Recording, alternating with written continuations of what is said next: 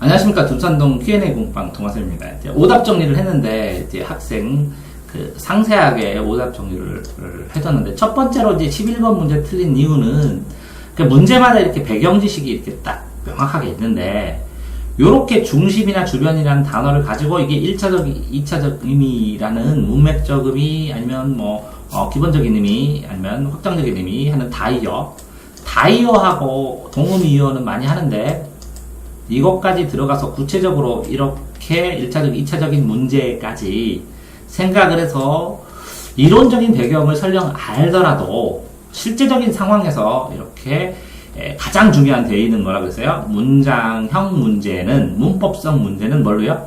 문장을 완성해서 판단해야 된다고 했죠. 이게 최고 중요한 원리고, 어쨌든 주어, 목적어, 서술어에서 이 서술어에 밑줄 치면 주어, 목적어를 찾아요. 유사성이 답이고, 만약에 목적어를 쓰면 서술어가 답이에요. 서술어, 유사한 거. 주어를 쳐도 목적어나 서술어예요. 그러니까 밑줄 친 거 외의 것. 완성된 문장에서. 이게 답이라는 것이고, 그죠? 그러니까 이 서술어, 이게 선택지를 보면 이렇게 손가락으로 치면 여기는 주어, 그 다음에 목적어, 이렇게 세 개죠. 마디가. 주어, 목적어, 서술어. 그러다 이렇게 있죠. 여기 주어 생략되고 목적어, 서술어만 있는데, 이게 손가락으로 이렇게 되어 있을 때 이 세 마디잖아요. 이렇게 손마디가 이렇게. 그런 것처럼 주어, 목적어, 서술어를 이 주어끼리 비교하고 목적어끼리 비교하고 서술어끼리 비교하는 게, 비교해서 그 중에서 고르는 게 수능이에요. 내가 아는 걸 쓰는 게 아니라. 이해되세요? 그러니까 더 맞는 적절한 걸 찾아야 되기 때문에 이 제 선택지에 이게 주어, 목적어, 서술어가 있으면 제시어에도 주어, 목적어, 서술어가 있어요. 그렇기 때문에 요거의 일치관계를 찾아주기만 하면 되는 겁니다. 그래서 일치관계를 찾으려면 여기다 밑줄 치면 나머지 가지고 이걸 비교해서 찾는 것이지, 이거는 똑같다고 전제로 알려줘요. 가깝다. 그러면 요 주어, 목적어가 이렇게 가깝다고 했을 때 이 주어, 목적어에 가까운지 이 주어, 목적에 가까운지 이 관계가 어떤지만 찾으면 된다는 거죠. 다음에 이제 용어는, 그죠? 기본형을 만들어야 되는 게 두 번째. 제가 말하는 첫 번째는 문장 완성으로 판단하고, 두 번째는 정말 중요한 거는 기본형으로 생각해라. 가장 간단한.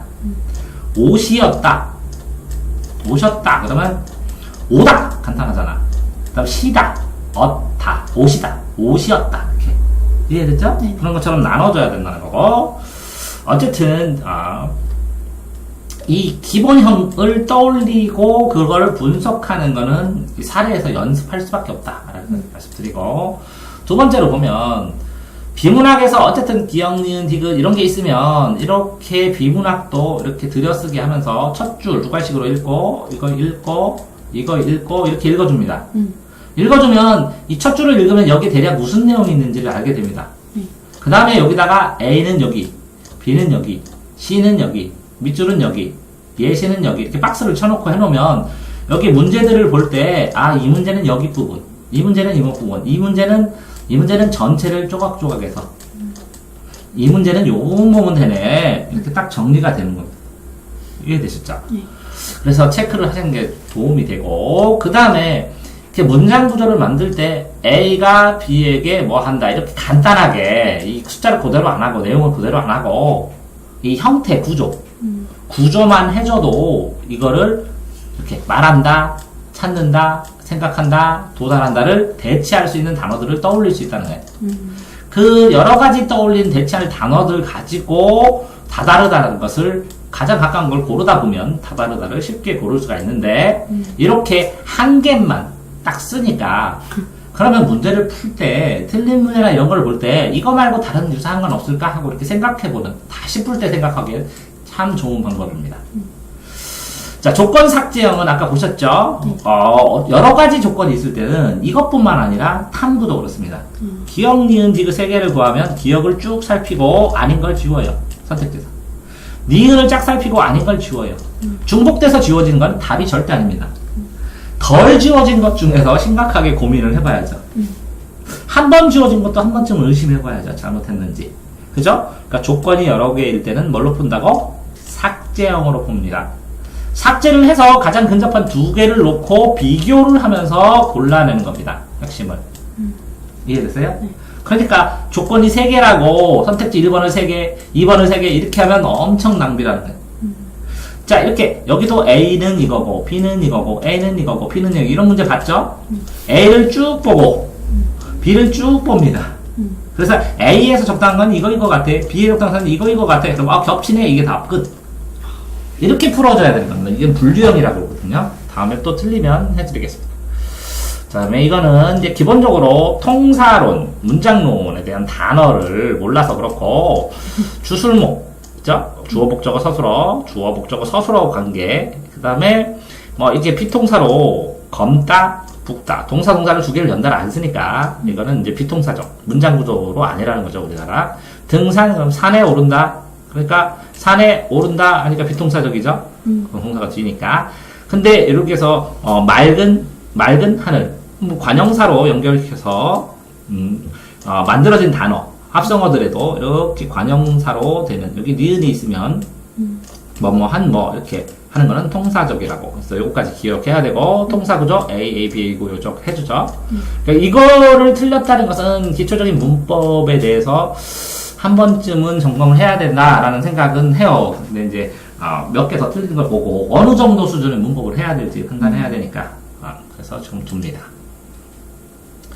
자, 그 다음에 가시리 가셨다 돌아와 빗줄 친 문장을 보라. 그러면 가시리하고 문장 구조를 보라는 거죠. 답은 문장 구조도 비슷하다. 문장 구조 틀. 근데 하거나 이렇게 나왔었죠. 아까 A거나 B. 그러면 A, O와 B인데 이 뒤에 작품이 2개가 나왔어요. P하고 Q. 그러면 대응은 이게 이거면 당연히 이게 이거지. 국어는 그렇습니다. 강자입니다. 국어는 뭐라고요? 높다, 낮다. 2개다? 그러면 1개씩 대응이다. 이렇게 돼요. 자, 문장을 보고 단락의 반대 개념을 찾으면 굉장히 편하다 그랬죠. 그래서 A가 아니면 B다. 이렇게. 국어는 딱 이렇게 수학적으로 치면 A와 A의 여집합으로만 구성되어 있다. 이렇게 생각하시는 게 편합니다. 과학서는 단계가 없어요. 높다 반대는 낮다요. 어중간하다 중간이다 이렇게 하면 대박 3단계로 나는 거예요. 국어는 그렇게 복잡하게 안 냅니다. 네. 그렇기 때문에 수학 공식을 몰라도 충분히 과학을 몰라도 과학을 풉니다. 그래서 이쯤 되면 국어가 99% 1대1 대응이다. 다만 기본 이론을 알아야 된다. 문법, 기본 이론, 품사론이 뭔지, 통사론이 뭔지, 기본 용어, 대조가 뭔지 뭐 이런 것들인 것 뿐이지 이게 끝나면 다 찾는 겁니다. 찾는 거. 자, 주제는 감상, 주제를 통해서 감상이란 단어가 시험 문제에 나오면 주제를 바탕으로 해서 주제의 상황을 나타내는 흐름에 어긋나는 거 찾는 겁니다. 좀 넓게 보셔야 된다는 거죠. 네. 그 다음에 푸실 때 OX로만 풀면 절대 안 된다 그랬죠. 이렇게 세모를 줘야죠. 인생이 걸렸는데 판단 유예를 보고 나머지 읽고 더 X다운 걸 찾아야지. 왜 그러냐면 이렇게 제일 잘생긴 애를 찾으래. 한 번, 2번, 너야. 그랬더니 뒤에 잘생긴 애 있으면 어떡해. 그러니까 너 잠깐 기다려. 그다음에 3번, 4번 딱 2개 비교하더니 비슷비슷한데 얘가 좀 더 잘생겼어. 그랬더니 애들이 얘가 더 잘. 그건 성향 취향적이지만 확실히 누가 봐도 얘가 대박이야. 자, 노래 잘하는 애를 찾으래. 그래서 잘해. 얘 뽑았어. 그럼 얘는 어떡하라고? 대기 해야지. 대기 2개를 가지고 양손의 떡으로 비교해보는 게 최고라는. 됐어요? 네. 자, 다음은 여기서 보면 대칭의 이해, 대조는 차이고 대꾸는 대립구절이에요. 대립구절. 주어 서술어, 주어 동사가 인생을 길고 예술을 짧다. 이렇게 고전문학에도 많이 나오고 그러겠죠. 이게 짝으로. 근데 대칭 구조는 이것과 이것이 있는데 이 중간에 뭐가 들어가도 상관없어요. 기준점이. 그럼 이렇게 되어 있는데 이렇게 푼 것도 있지만 선택지에서 앞에 단어, 뒤에 단어, 앞 단어, 뒷 단어, 핵심의 관계, 그 다음에 이걸 수식한 거에서 요 4번이었죠. 수식한 거 자체가. 변화가 없는데 변화가 있다고. 그럴 때는 고난도. 그런데 애들은 제일 많이 틀리는 유형은 3번 맞잖아요, 쌤. 그래서, 맞아. 근데 이게 틀렸어. 그럼, 헐. 애들이 헐 할 때, 이거. 그 다음에 덜 할 때는, 이거랑은 관계가 없어. 예를 들어서, 속담 격언은 추상적인 상황을 나타내줘요. 대략 그런 게 있을 것이다. 근데 속담을 통해서 여기다 구체적 이렇게 쓰면 무조건 이 내용을 읽을 필요도 없이 이건 틀린 거거든. 속담 구체적. 그렇게 푼 게 몇 개 있거든요. 내가 애들한테 그랬더니 헐 그거 어떻게 해요? 자, 어쨌든 다음 거는 물의 상징적 의미를 해석을 못하고 이 작품 자체를 해석을 못했다는 거죠. 왜 못했냐? 제목은 우리가 물이 돼서거든요. 우리가 어디 있어요? 물이 돼요.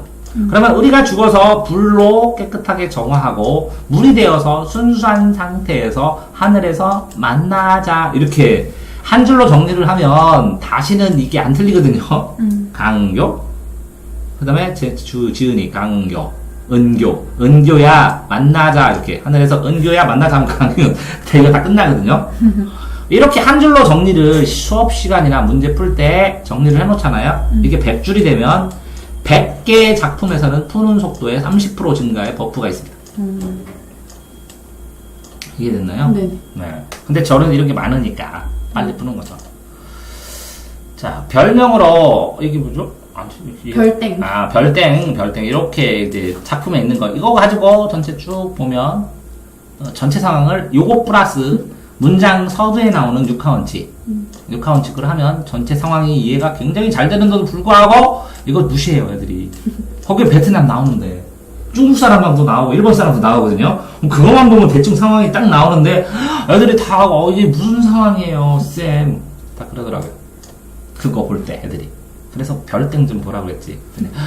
땡 쳤어요. 이렇게 간단하게 읽고 누가 뭐 했나 6하원칙. 고전소설은 제일 처음에 6하원칙으로 대략에 누가 언제 어디서 무엇을 어떻게 왜 했나를 본 다음에 인물별로 박스를 치니까 되게 편했죠 아까? 박스 사이의 연결고리를 본 다음에 문제 풀 때 필요한 것만 찾아보면 되죠.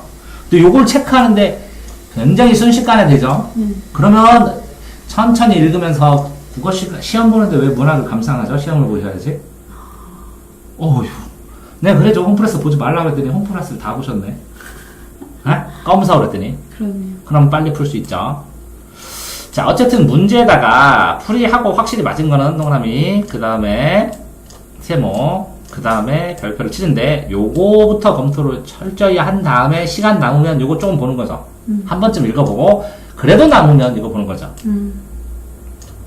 오케이. 풀릴 때는 적절한 것, 아는 것 모두 표시를 하셔야 이걸 표시를 하는데 요거 하나를 표시 안 해갖고 맞는 걸 찾으면 맞고 틀리는 게 문제가 아니라 난이도가 높았다고 생각을 해. 왜? 틀린 걸 찾아야 되는데 맞는 게 찾는데 묻는 게 4개나 돼. 그러니까 너무 어려운 거야. 이게 이 중에서 골라야 되니까. 그러면 자신감이 급격히 떨어져가지고 뒷문제에 멘붕이 와요. 그래서 이걸 철저히 치셔야 돼. 멘붕 안 나가려면. 이해됐어요? 예. 자, 여기까지. 알겠습니다.